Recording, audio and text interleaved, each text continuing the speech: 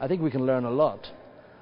I think it's fascinating that children, for instance, born with no adipose tissue, even by the age of 5 or 6, have all the key features of the metabolic syndrome.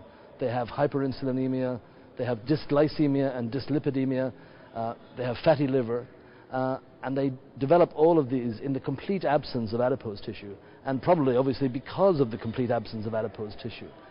And I think that tells us a couple of things. I think, one, it tells us that we really need normal adipose tissue to be normal.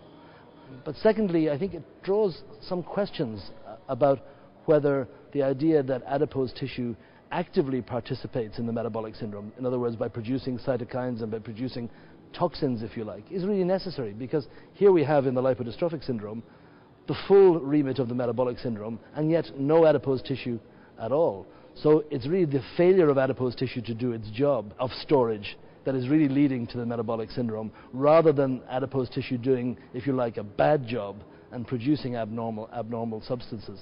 So my view is that lipodystrophy is telling us perhaps that we need to think a little bit differently about the role of adipose tissue in the metabolic syndrome.